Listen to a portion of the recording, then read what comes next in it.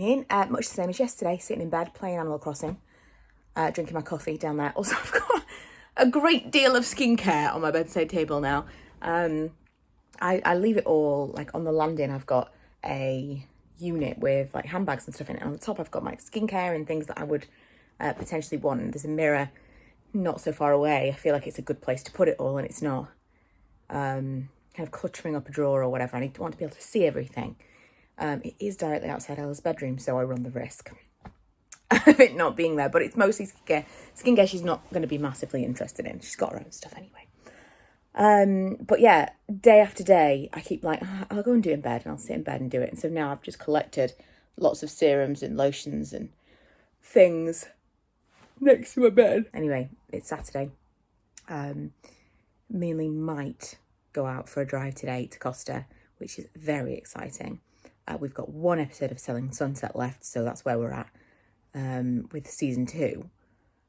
No more plans. Not only have I got makeup on and I'm dressed, but we're in the car going to Meadowhall. We're not really going to Meadowhall, but we kind of are. We thought we'd drive out and go and get a coffee from further away just to have a drive, but also M&S is open at Meadowhall, so we might go and get some Marks and Spencer's food for later. Right, I know we said we weren't coming into Meadowhall, but we did come into Meadowhall to potentially queue to get into Marks and Spencer's, and I thought I'd show you what it actually looks like. It's incredibly dystopian, like some kind of zombie movie. I know I mentioned in another vlog about shopping separately and not together, but it seems like everyone's going in together. I'm thinking if we can go separately, so we'll shop separately, we'll still socially distance, then that's okay. Very bizarre. But as I said yesterday, I'm kind of struggling now with the, look at this down here. I'm struggling now with the thing of what, like with restrictions and things being lifted, what is and isn't okay, and what is okay but maybe we still don't need to be doing, and this feels like one of those things. The lady on the door told us that Meadowhall as a whole is actually open on the 1st of June, obviously social distancing, but tons of stores are opening. And again, as we were talking about yesterday, is this something that you like once it's open, are you like, yeah, that's fine, I'll go out, or are you still nervous? Because I'm still nervous. Look at these, they're like the things that you get at the Christmas fairs.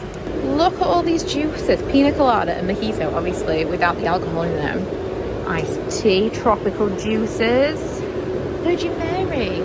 I know that during lockdown we've had this conversation, and there's been comments from people who really felt very strongly about it, so I'm preparing myself. But we didn't shop separately in the end.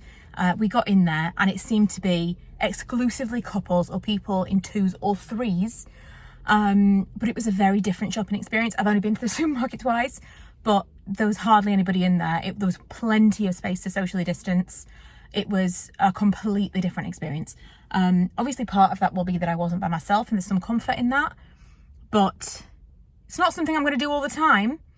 I mean, Marks and Spencer's is not, it's not somewhere I can afford to shop on a weekly basis. But it felt like, I don't know, it felt different. So I went to the shops, we shopped together. Right, we're queuing outside Costa now. It's going to be a while, so I think we're going to eat all Marks and Spencer's sandwiches.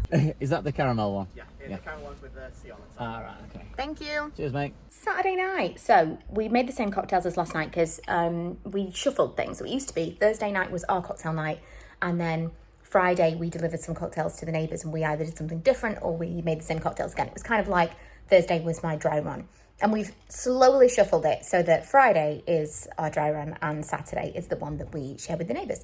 This week, the cocktail that I made last night was so nice, we're having it again. It is a pineapple rather. Milo's popped in to say hello. A pineapple gin and tonic. Just, you know, slapdash, whatever, no specific measurements. Some pineapple juice. By the way, that sound was in my mouth. The sound was his mouth, apparently, not his bottom. Pineapple juice, gin, and I'm using some tonic and some sparkling water this week. Oh, can I drink a bit of that? No, it's got gin in it, which is alcohol. Oh. You wouldn't drink it anyway. He thought I meant ginger. Yeah, I've got some sparkling water from M&S today that was like sparkling water with a hint of mint and cucumber, which is very nice. And then in the drink, we've got cucumber, lemon, and lime. Not usually a fan of cucumber things. Like, I didn't put it in my Pims and people were up in arms, but really enjoying this. I thought I would share. Very refreshing summer drink. fast forward to Monday. It's Monday. Bank holiday, and I work bank holidays. Always harder to get up on a bank holiday because everybody else is in bed. And this is as close as I'm going to get to getting dressed today. I definitely, for sure, feel better when I do get dressed, but not today. I'm just so tired. The heat is not helping. Not enjoying the heat. I know everybody's like, oh, at least, you know, during lockdown, it's really nice weather. You can sit in the garden and blah, blah, blah. I would rather it have been snowing, personally. Finished work for the day. Thought I'd do a little mask.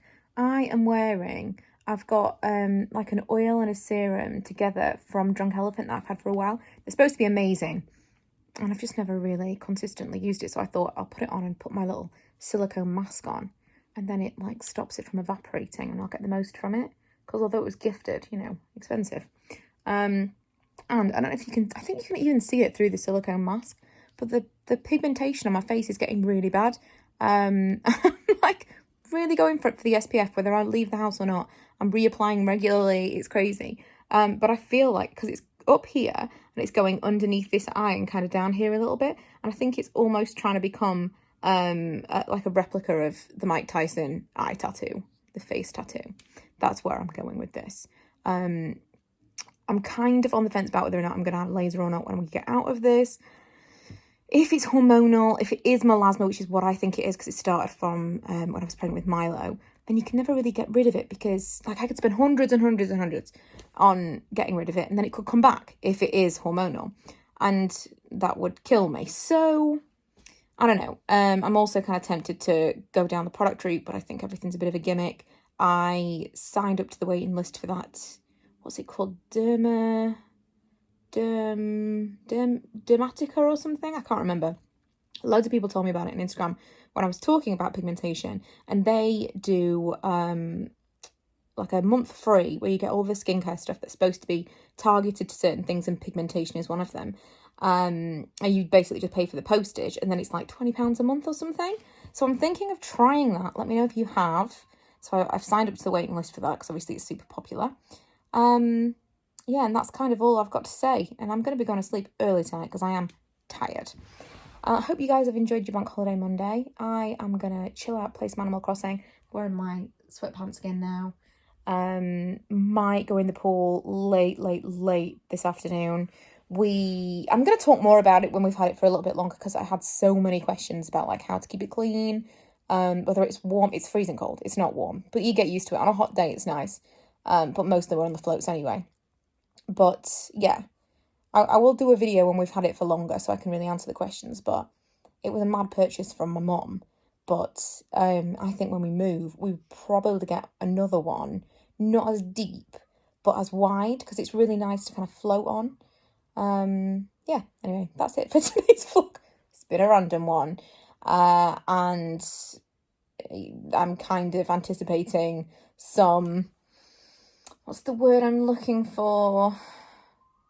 Mixed opinions about the shopping on Saturday. But do you know what? It is what it is. And I feel I've been as safe as I possibly could be. I've done everything I could possibly do. And that's been my one. Did I need to? Probably not.